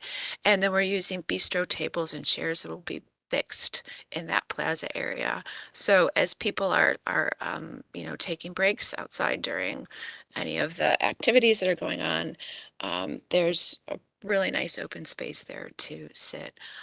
Also, the existing coffee shop definitely has access to that same space. We can move to the next slide, please. So this is the north corner. The north corner landscape is multi-purpose in the fact that we're using it also to screen a little bit of the back of house activity that's happening here.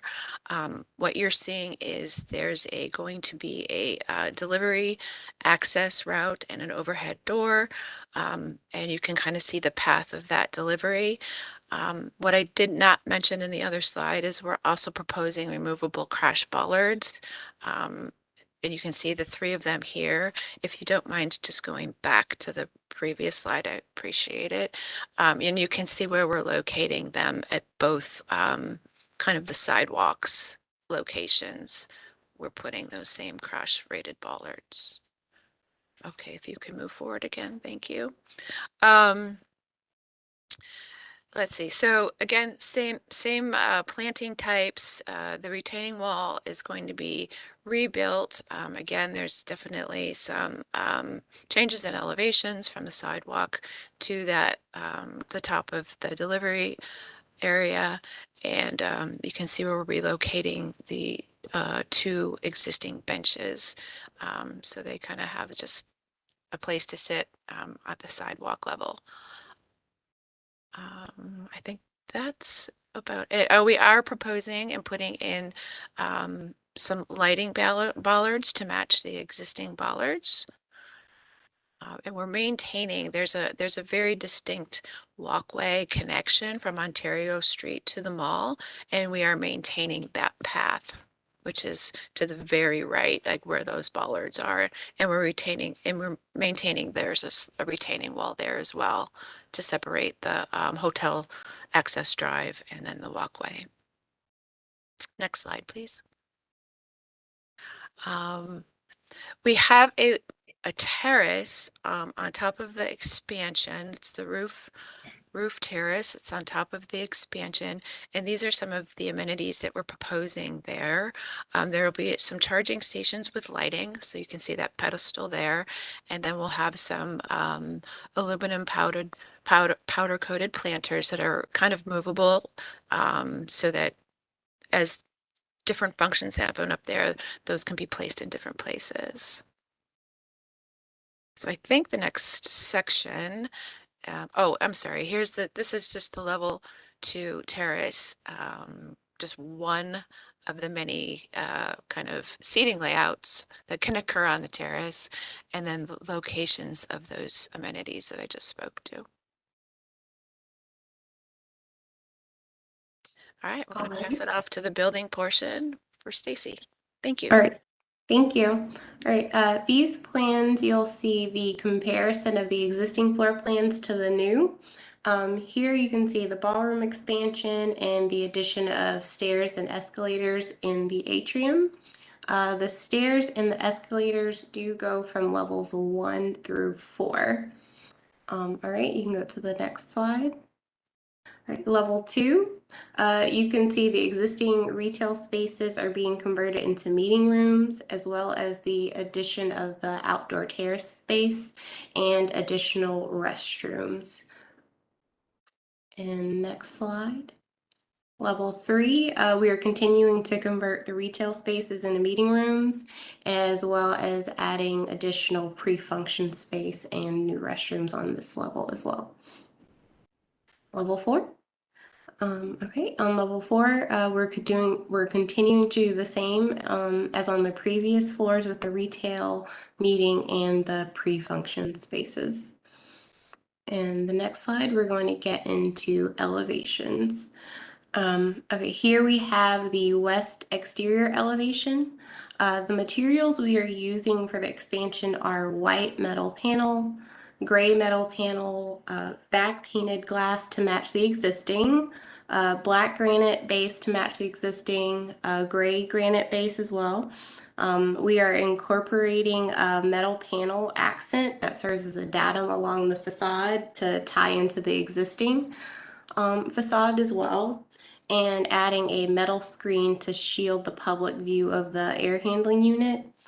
In this elevation, you can also see the proposed relocation of the RTA bus stop, the existing precast panels that are being reused, as well as the proposed glass railing along the terrace.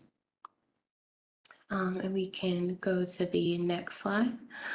Here we have the west elevation showing the trees and greenery, and also a potential location for new signage. You can go to the next slide.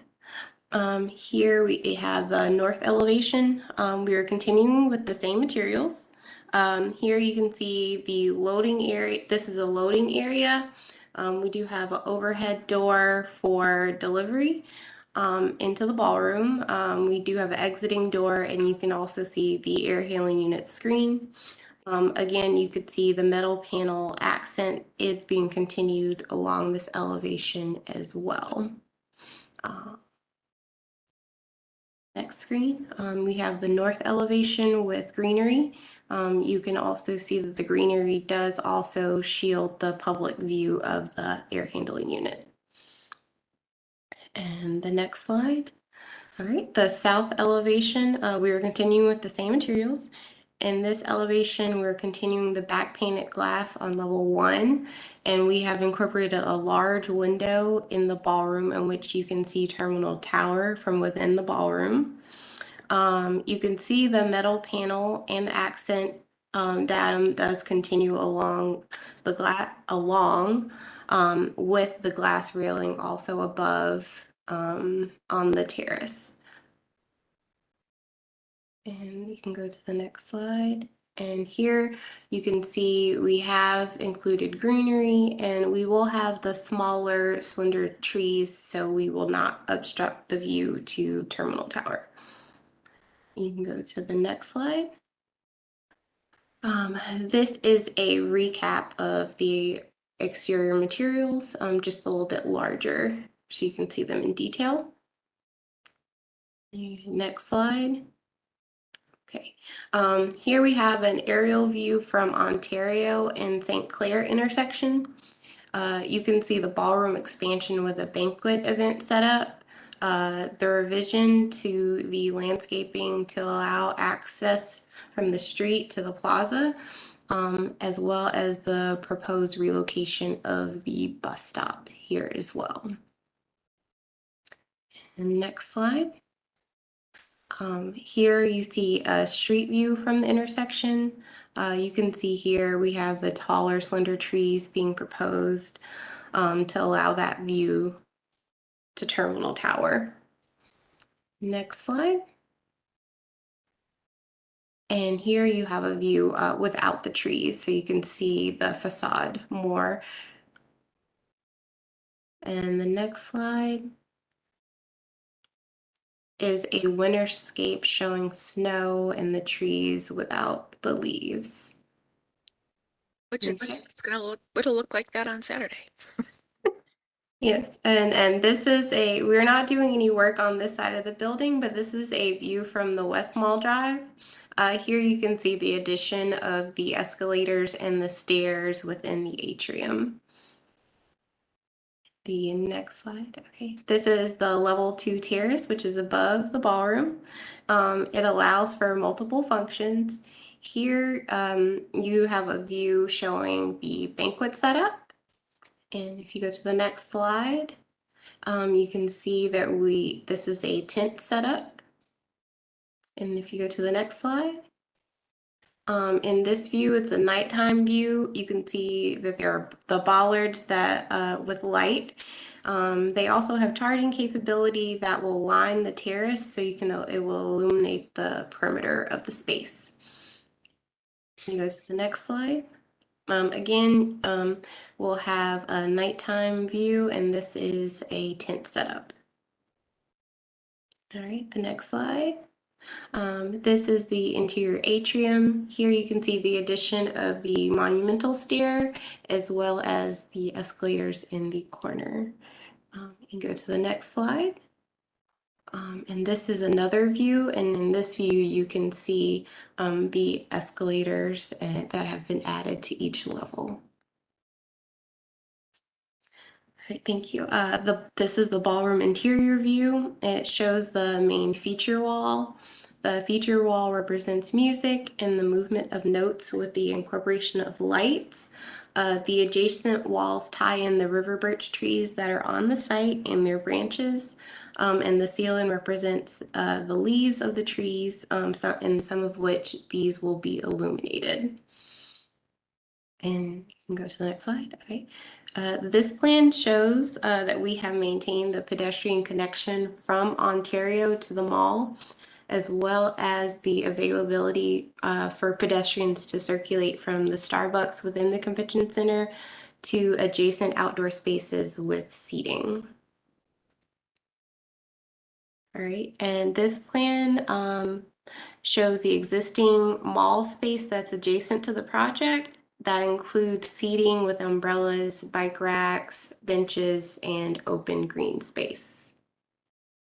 And lastly, this shows how the space is activated for large events. And that completes our presentation. All right, thank you very much. That was a remarkably comprehensive presentation for a concept plan. And now I'll ask Carl, do we have comments from the local design review committee? We do, and I think we are turning this over to Allison Henney, who is the administrator of that committee. Thank you, Carl. Thank you to the commission. To provide a little bit of background information, we appreciate the applicant reaching out to staff to help facilitate the conversations at design review and the commission meeting. We met with the group on October 3rd and expressed support of all the interior improvements, as well as highlighted some of the concerns that it was very inward-facing building that really didn't speak to the surroundings. We had anticipated the project to come to the November 3rd design review meeting. However, the applicant delayed until November 17th, and because of that, it has kind of steamrolled or snowballed some of their own design approvals for the project. Next slide, please. Next slide. During the design review meeting itself, we highlighted the fact that the project is within the master plan geography for the North Coast Lakefront development. At the time, we were still determining who was going to be awarded that And so we were highlighting some of the considerations that the RFP had included, which was really to look at all of the projects through a lens of people-oriented design within this geographic area. As you can see, there's also some guiding principles. Since then, we have selected James Corner Field Operations, and we'll be refining the priorities for projects within this geographic area. When we presented this at the design review meeting, next slide, please, the committee really focused in on that connectivity between the existing building and the surroundings. And so what you have seen is in response to those committee comments, it has not yet gone back with this version to the local design review committee. So we're excited to have this conversation again with them come January. As part of the review process, I also wanted to mention PetBot. PetBot is a reviewing body comprised of planning, engineering, traffic engineering, and Bureau of Traffic. And some of the elements of the design that I think still need additional consideration is the loading and unloading of equipment on what they were presenting as the right corner. So that again is not something that PetBot had reviewed. PetBot is responsible for everything, all the permits in the public right of way. So I think we still have some concerns about just backing in and out and how that would operate. We had also asked for a letter of support from RTA to relocate their shelter. We have not yet received that. So again, RTA is very mindful of the amount of stopping space that is needed for the bus and the adjacent intersections. So we would like to see that approval before moving forward. We were also interested in the dimension between the relocated shelter and the building itself to make certain that there's enough pedestrian access between the two. And I believe that is it. Thank you. Okay, thank you very much. And Carl, does staff have additional comments with regard to the plan? We do not. We were deferring to city planning and the overall comprehensive. These all appear to be appropriate. All right, thank you. With that, I'll open it up to the commission for comments.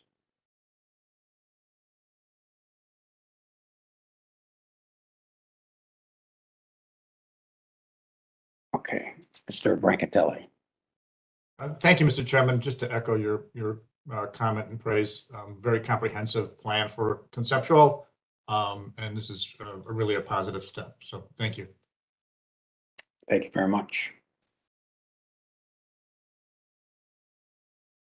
Any further commissioners want to express a view? Ms. Anderson? Thank you. I appreciate the detailed proposal that was just presented. The level of detail was very interesting and very helpful. I find the existing building a very interesting structure. It's I like the way the horizontal elements are staggered, and it gives it kind of an undulating look. I think that's a unique characteristic of this building. I was wondering if somehow some of that could be incorporated into the new structure. I don't want to say mimic it per se, but you know, I just like the way it breaks up the space. It might not be needed because the structure is substantially smaller, but it's just a thought. I just wanted to put it out there. This is Ron King, and I can comment on that. Really what you see now, along with that expansion comes out that's being shown on this drawing, are flat windows that go across that area anyway. So we're just really expanding that out. So the undulations that you see above and on the side still exist. Does that make sense? You're saying that they don't really start until the upper stories of the building. Correct. Yeah, and I that does make sense. I mean, currently it's flush and recessed with the building, so now it's going to be more prominent. It's going to be more part of the overall streetscape.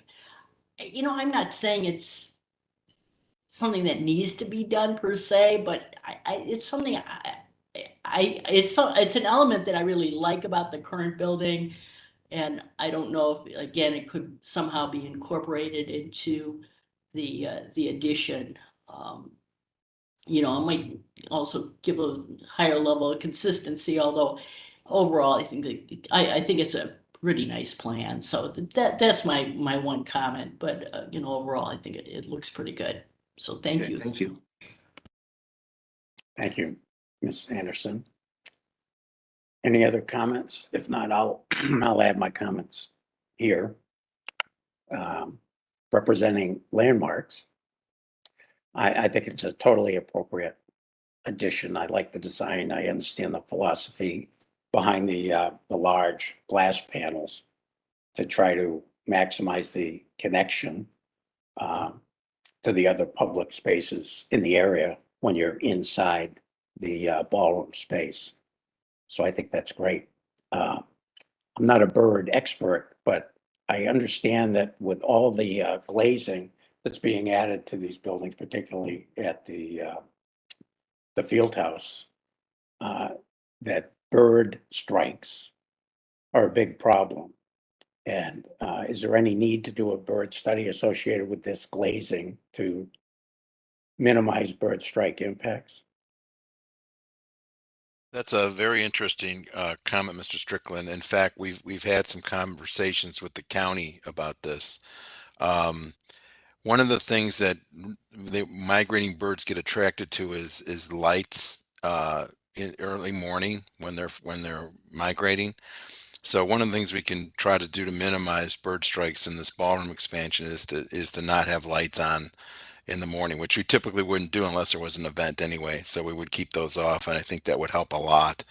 But we can certainly look into some other things, and we have a resource at the county that we can talk to about this very thing, because it's something that they're trying to deal with around the city.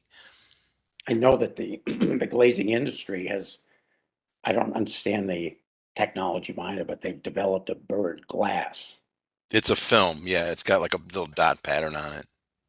Yeah, and so you know, if the studies reveal that there's you know, potential adverse impacts to our native bird population, maybe so you at least consider that as a glazing solution if needed.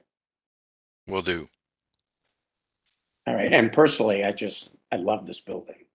The glazing and panel configuration, it just totally activates the building and that entire corner.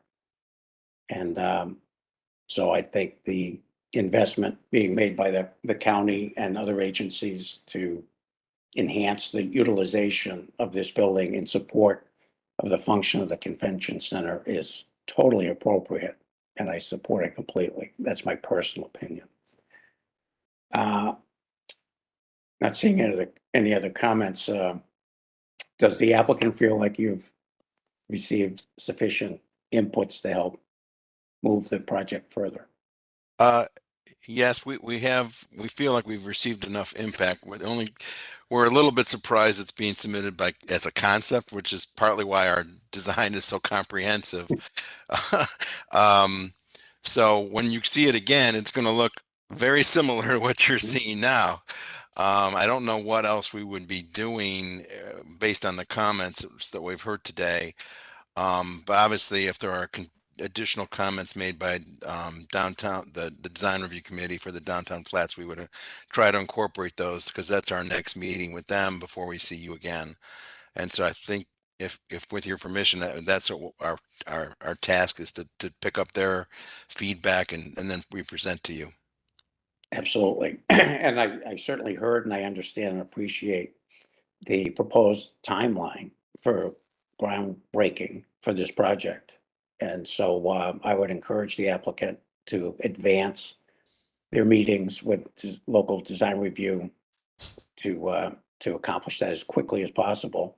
And I'm sure that the Landmark staff will make room for you on the earliest possible agenda to support the permitting application to allow and support this project going forward. Thank you. That's most appreciated. Mr. Chair, I can speak to that. I believe we have already scheduled this for the January 12th meeting to be penciled in. They just need to return to Downtown Flats on the 5th. And so we should be seeing this at our next meeting. Oh, that's fantastic. Looking forward to it. And then Allison may have a comment on that. Yes, we are also holding time for them on the January 5th Downtown Flats Design Review meeting. That's great. There you go. You've got your calendar set. Yeah, we got some work to do. Yeah.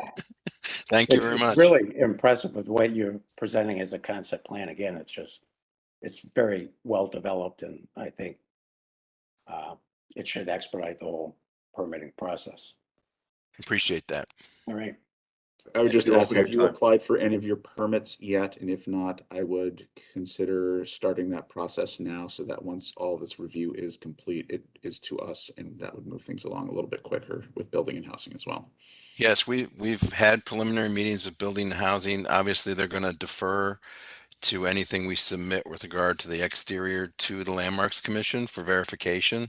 But we plan on submitting for permits for foundations and structural steel right around the same time that we have our next meeting with Landmarks, which is within 3 days of each other. So we're hoping that if things work well for us and we don't have any hiccups, we'll be okay with them. Okay. Yeah, phased permitting process makes Yes. sense. Yes. All right. I think that concludes a review of concept plans. Thank you very much. Carl, are there any administrative reports? Thank you, Mr. Chair. Yes, there are. First, this is our last meeting of the year. Our new Secretary of the Landmarks Commission will be starting next week and be taking over. Dan Musson, whom we all met last time, will be here. So we'll be fully staffed with 3 staff members in the new year for the first time. Fantastic. The first 2 meetings I'm already looking at are pretty heavy, and there's a couple of items that need some good, clear review. So it is our intention to keep getting these items to you as early as possible on the Friday before, so you have nearly a full week to review this stuff and be ready with any questions, which I think helps move these meetings along a lot quicker. Well, I didn't satisfy your goal this morning of being done in an hour and a half. That's okay. I think we're considering this is going to be our 3rd straight meeting at 2 hours or less. I think we've done a lot considering what we're going. I think whatever processes we've been establishing as staff has been helping this and moving it along, and we look to be better in the future as well. There will be a site visit coming up on the last Tuesday of January. See, we're being proactive here. There's going to be a proposed demolition and redevelopment of the former vibrator factory at 2828 Clinton. This has been something that's been coming for a while. That's going to be at 3:30 in the afternoon on that Tuesday. I will send out invites to everybody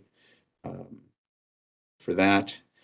Our design review process is changing or improving with all these changes that we've been doing, and now that we have the staffing for it, we are bringing administration of all of our local design review committees in-house.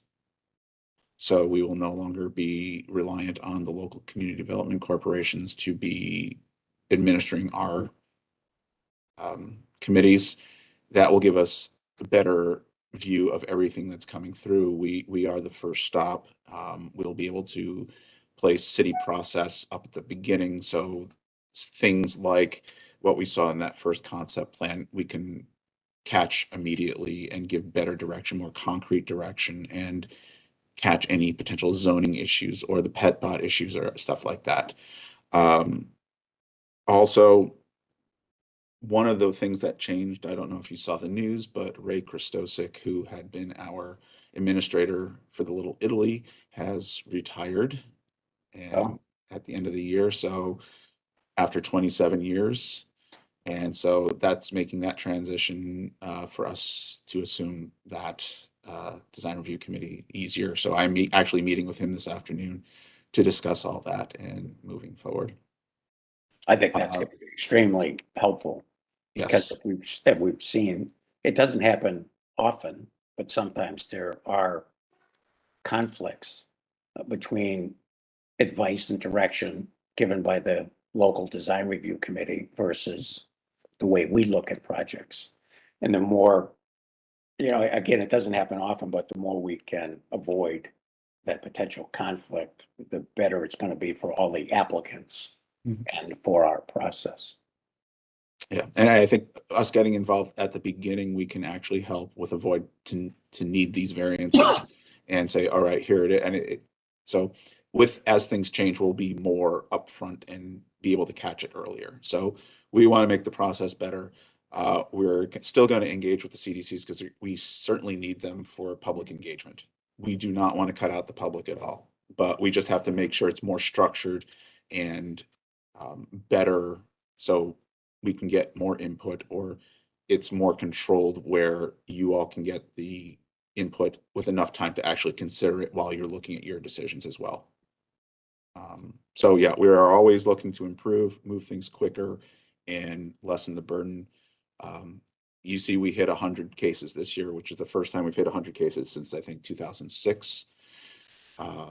But last year was 90 something, and we generally are in the same, but we're getting more business. And you see that if we're being more proactive and doing the education, as we talked about before, we're probably going to see more because more people are going to be getting permits. But again, we're looking at 500 or more cases that we are reviewing as staff, but with 3 people, we'll be able to pump things out a little bit quicker and hopefully not have to bring as much here, except for the ones that are truly impactful or where we have issues. And I think that's all I have. Problem they have. More projects and more people following the process for permitting properly. So we have to, enhance our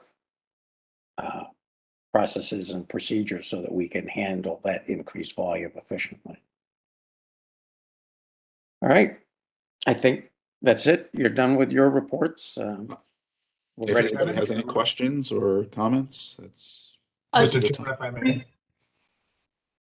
Tony, go ahead. Oh, okay, thank you. One quick comment, a follow-up, Mr. Chairman, that you made around the bird population. I had worked a number of years ago with Assistant Law Director Shirley Tomasello around drafting some legislation around Lights Out, a program that the Audubon Society promotes, especially around urban areas that are growing like ours, with lots of neon lights and buildings that are creating that change in the. And so I think maybe if we can have our law staff, Assistant Law Director Kevin Roberts, maybe reach out to Shirley to see if we can kind of resurrect that concept again. I know it's not relevant to landmarks, but it's one of the discussions as we continue to approve these types of buildings, and especially some of the high rises like on Detroit just approved. It would be nice to have a little bit more background so we feel more comfortable on some of these. And then a second, it's a quick question. Would the art craft building, do we know, be coming in front of landmarks if the city does move forward with that as a headquarters? That is in a National Register historic district. I do not believe it is individually landmarked nor locally, so it would not be coming in front of us. All right, because I know there were some concerns raised. A few people have asked me about the Uniform Relocation Act and how that kicks in when you have a building that has that many tenants using city dollars. And I know that's not relative to landmarks, but they asked me because they thought it might be coming in front of landmarks. I'll let them know that it's not. Thank you. Yeah, I believe it will still have to go through downtown flats, so it will still have to go through a design review process, but I'm sure that our city planning staff will reach out to us for guidance as well. Yeah, I mean, the uniform relocation. Kevin, do you want to comment on Commissioner Brancatelli's suggestion, since your name was brought up?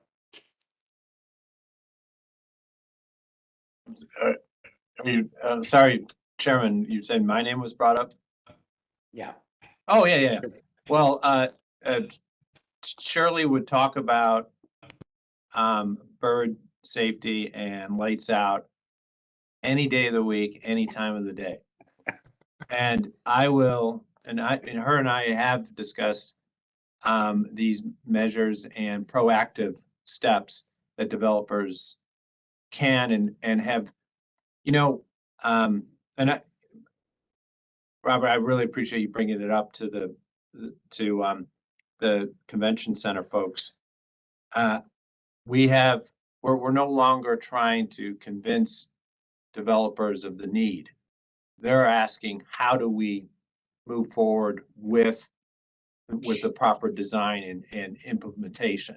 Like the Sherwin-Williams headquarters building, it has incorporated a number of measures that maybe, 5-10 years ago, people would have been reluctant and just push it aside and give it like just a half measure.